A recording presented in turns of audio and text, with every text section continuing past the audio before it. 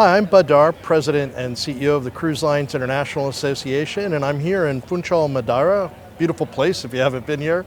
And I'm fortunate enough to be here with Lars Clasen, who is the Chief Executive of Cruise Saudi. Lars, thanks so much for supporting CLIA. Thanks for attending our event. And thanks for a chance to talk with you a little bit tonight. So, Lars, I'm particularly interested in the project you have in starting a new cruise service in AROYA. And I was wondering if you could maybe talk a little bit about what the motivation is behind that, what you see the market being, and how it's going.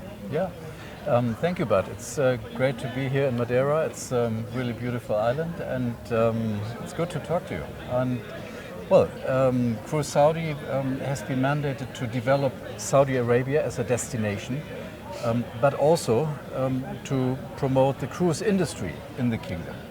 And we're doing that with developing ports for attracting international cruise guests coming to Saudi Arabia. But also, we established a cruise line which is targeted at the Arabian market.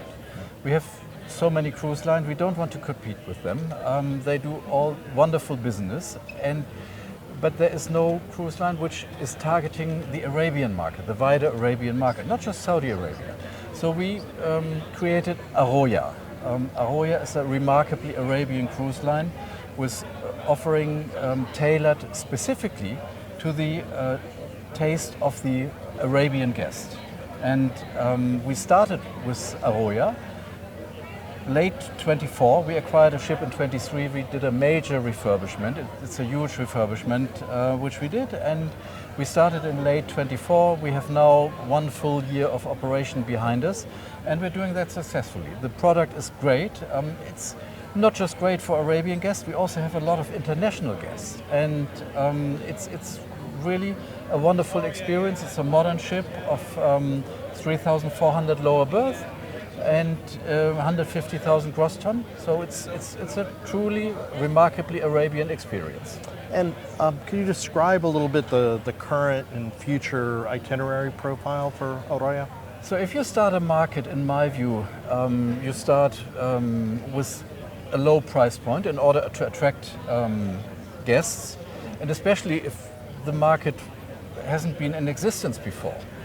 So we're starting with 3 and 4 day itineraries in the region. So we're starting from Jeddah, doing itineraries to Egypt, to Jordan, so Safaga, Sharm el-Sheikh, Aqaba, a few Saudi ports. We also do have a private island, Saba Beach, where we offer a wonderful beach experience for the cruise guest. Right now, the ship is in the Arabian Gulf, calling Dubai, Doha, Dammam, Muscat, Sirbaniyas, Abu Dhabi, all wonderful ports. And in the summer, we will be sailing in the Med, doing 7-day itineraries out of Istanbul to the Greek Aegean Islands, but also obviously to Turkey. Yeah, very interesting stuff. And at 150,000 gross tonnage, but 3,400 guests, it sounds like your density is quite low, so it must be a bit of a high-end product, right? Well, it's a premium product. It definitely is a premium product. We have the largest kids area on board because the Arabian market is a very family-oriented market. Our average age on board is below 30, which is really in the cruise industry unheard of. I'm in the cruise industry for quite some time, and when we started with that company behind me, AROYA Cruises, we were happy to have guests in the mid-40s. That was quite some time ago. But coming below 30, I couldn't expect that. I remember those days, by the way.